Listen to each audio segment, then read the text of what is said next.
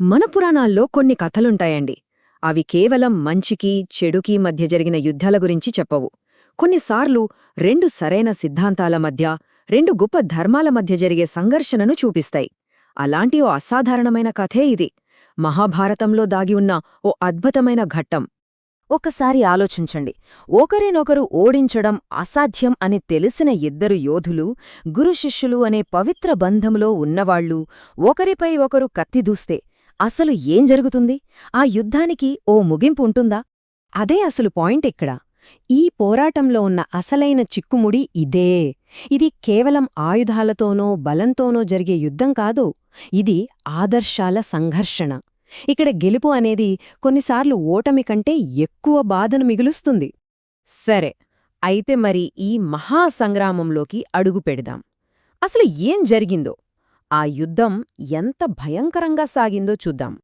ఒకవైపు మనందరికీ తెలిసిన భీష్మ పితామహుడు, గంగాపుత్రుడు. మరోవైపు ఎవరో తెలుసా? ఆయనకే విలువిచ్చి నేర్పిన గురువు, సాక్షాత్తు విష్ణుమూర్తి అవతారమైన పరశురాముడు. గురుశిష్యుల మధ్య ఇంతకంటే గొప్ప బంధం ఉండదేమో, కాని విధి వాళ్లని ఒకరికొకరు శత్రువులుగా నిలబెట్టింది. ఒకరోజు కాదు, 2 రోజులు కాదు, ఏకంగా 23 రోజుల పాటు. ఊహించుకోండి, ఈ ఇద్దరు దిగ్గజాల మధ్య అంత భీకరంగా యుద్ధం జరిగింది. దివ్యాస్త్రాల మోతతో భూమి దద్దరిల్లిపోయింది. ఆకాశం నుంచి దేవతలు కూడా ఈ అపూర్వమైన పోరాటాన్ని ఆశ్చర్యంగా చూశారట. మరి ఇంత భీకరంగా యుద్ధం జరిగితే ఫలితమేంటి? అదే ఇక్కడున్న అస్సలైన ట్విస్ట్. అంతటి యుద్ధం తర్వాత కూడా ఎవరూ గెలవలేదు, ఎవరో ఓడిపోలేదు.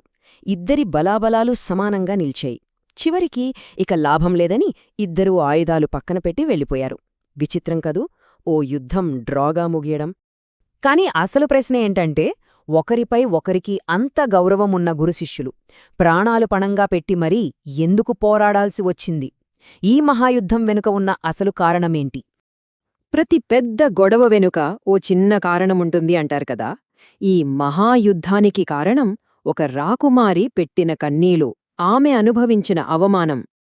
అవును, ఈ మొత్తం కథకు, ఈ యుద్ధానికి కేంద్రబిందువు కాశీరాకుమారి అంబ అన్నమాట. ఆమె జీవితంలో జరిగిన ఓ విషాదమే ఈ ఇద్దరు యోధులను యుద్ధభూమిలో ఎదురెదురుగా నిలబెట్టింది. పాపం, అంబ కథ వింటే చాలా బాధేస్తుంది. ఒకదాని తర్వాత ఒకటి ఆమె జీవితంలో అన్నీ విషాదాలే. భీష్ముడు తన తమ్ముళ్ల కోసం ఆమెను స్వయంవరం నుంచి ఎత్తుకొచ్చాడు. కాని ఆమె మనసు సాల్వరాజు మీదుందని తెలిసాక గౌరవంగా పంపించేశాడు. అయితే ఇంకొకరి చేతికి చిక్కిన ఆమెను పెళ్లాడటానికి సాల్వరాజు ఒప్పుకోలేదు. తిరిగి భీష్ముడి దగ్గరకొస్తే ఆయన తన ఆజన్మ బ్రహ్మచర్య వ్రతం వల్ల చేసుకోలేనన్నాడు. దీంతో ఆమె జీవితం అట్టూ ఇటూ కాకుండా అయిపోయింది. సో తన జీవితం ఇలా అయిపోవడానికి కారణం భీష్ముడే అని ఆమె బలంగా నమ్మింది. తన జీవితాన్ని నాశనం చేసిన అతనిపై ప్రతీకారం తీర్చుకోవాలనుకుంది. అందుకే చివరికి న్యాయం కోసం పరశురాముణ్ణి ఆశ్రయించింది. ఇక్కడే అసలు కథ మొదలైంది. ఇద్దరు మహానుభావుల మధ్య మాటల యుద్ధం మొదలై అది కాస్త అసలు యుద్ధానికి దారితీసింది. ఇక్కడ గమనించాల్సిన విషయమేంటంటే, ఇద్దరిదీ తప్పు అని చెప్పలేం. ఎందుకంటే ఇద్దరూ వాళ్ల ధర్మాల ప్రకారమే నడుచుకున్నారు.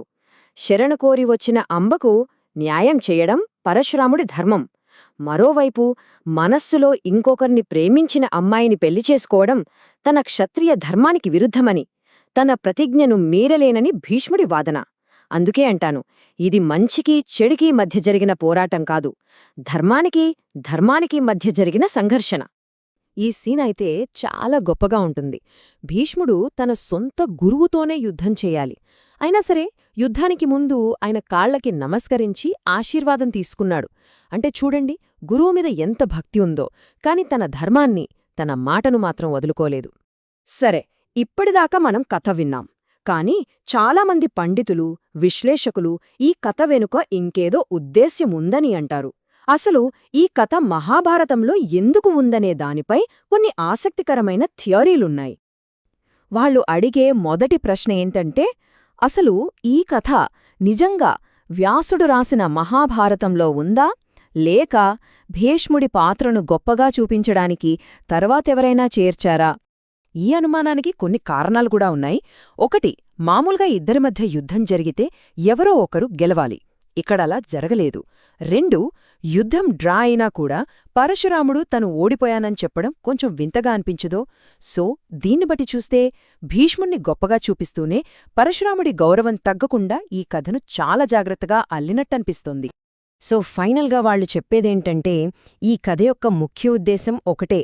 మహాభారతంలో పాండవులు కౌరవులకు ముత్తాతైన భీష్ముణ్ణి ఒక అజేయమైన యోధుడిగా ఎవరి చేతిలోనూ ఓడిపోని వ్యక్తిగా చూపించడం. ఈ కథ కేవలం 2 యోధుల పరాక్రమం గురించే కాదు, యుద్ధం వెనక ఉండే అసలైన విషాదం గురించి కూడా మనకు చెబుతుంది. ఈ మాట చూడండి. యుద్ధం రాజ్యాలనే కాదు, గాఢమైన మానవ సంబంధాలను కూడా నాశనం చేస్తుంది. ఈ ఒక్క మాట ఈ కథ సారాంశాన్ని చెప్పేస్తుంది. గెలుపోటముల కన్నా అది మనుషుల మధ్య మిగిల్చే గాయాలే చాలా లోతైనవి. ఇదే ఈ కథలో ఉన్న అసలైన విషాదం.